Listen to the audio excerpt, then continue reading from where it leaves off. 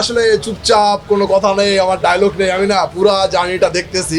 তখন আমি লাস্টে আমার মনে হলো ক্লাইম্যাক্সের সময়, তখন আমি বললাম যে দাদা দেখো এই জিল্লু মালদে আর এই জিল্লু ক্যারেক্টার আফটার এডিট তুমি বুঝতে পারবা তোমার কি দাঁড়াইছে। কারেক্ট, একদম একদম। উনি একজন পরিচালক যিনি মানে নিজের আর্টিস্টকে, নিজের অ্যাক্টার্সদের উপর একটা ভরসা রাখেন। আর উনি প্রথমেই বলেছিলেন, প্রথমে দেখেন তারপরে দেখে বলেন তুমি করে যাও, আমি ভুল হলে বলবো, ঠিক এরকম। তো ওই ভরসাটা যখন একজন অভিনেতা পায় তখন সে আরও মানে আরও ভালো করে কাজটা করতে পারে। সেটা আমরা যেমন আমরা আপকামিং অ্যাক্টার্স, সো অনেক সময় কী হয়, অনেক ডিরেক্টররা চেপে বসে কিনা আমার এটাই চাই ওটাই চাই। উনি একজন মানুষ, একরকম ডিরেক্টর যিনি ওপেন টু নিউ মেথডস, নতুন রকম সব পদ্ধতি ওনার ভালো লাগে। আর উনি খুব ন্যাচারালিজম পছন্দ করে, সেটার সাথে আমিও রিলেট করেছিলাম। ধারাবাহিকে যেটা সবসময় হয়ে ওঠে না, তো সেখানে আমি প্রচণ্ডভাবে এনজয় করি যখন উনি বলেন দেখো আমার একদম ন্যাচারাল একটা আমি অ্যাক্টিং চাই। সো আশা করি সেটা করে উঠতে পেরেছি। এর জন্য জিল্লু দাঁড়া গেছে।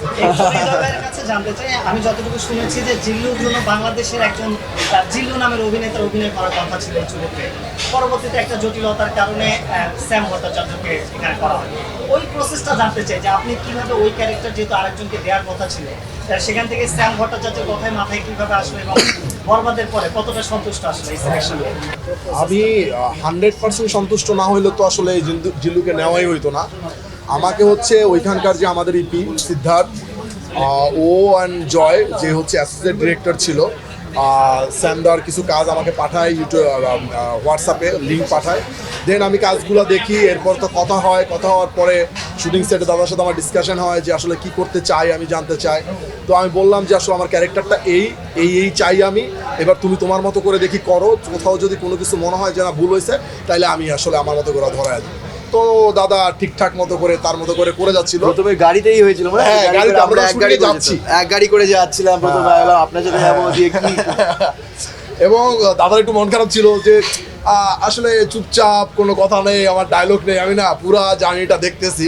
তখন আমি লাস্টে আমার মনে হলো ক্লাইম্যাক্সের সময়, তখন আমি বললাম যে দাদা দেখো এই জিল্লু মালদে আর এই জিল্লু ক্যারেক্টার আফটার এডিট তুমি বুঝতে পারবা তোমার কি দাঁড়াইছে। কারেক্ট, একদম একদম। কারণ আমি তো জানি যে এই ক্যারেক্টারটার আসলে মুখে কথা না থাকলেও ওর ইনসার্টগুলো মাঝখানে যাবে, যেটা আসলে বোঝাই যাবে যে আসলে এই ক্যারেক্টারটার জায়গাটা হচ্ছে আরিয়ান মির্জা, ওকে সারা আসলেই অচল, সব কিছু ওর সাথে শেয়ার করে এবং ও আরিয়ান মির্জাকে কতটা ভালোবাসে আমরা একটা সিকোয়েন্সে বোঝাই দিচ্ছি যে সে ড্রাগস ছাড়তে চায়, সে দিচ্ছে যে আপনার কষ্ট আমার সহ্য হচ্ছে না। ওই একটা ডায়লগকে না বোঝাই দেওয়ার জন্য অনেক ডায়লগ আমার মনে হয় না যে দরকার আছে, আর অনেক ডায়লগ দিলে আমার কাছে মনে হয়েছিল যে এই ক্যারেক্টারটা আসলে তখন ডিফারেন্ট কোনো কিছু হইতো না। সো আমি আমার মতো করে এই ক্যারেক্টারটা যেভাবে ডিজাইন করছি, থ্যাংক ইউ স্যামদা, ওর মতো করে খুব ভালো করে গেছে, এভাবেই আসে।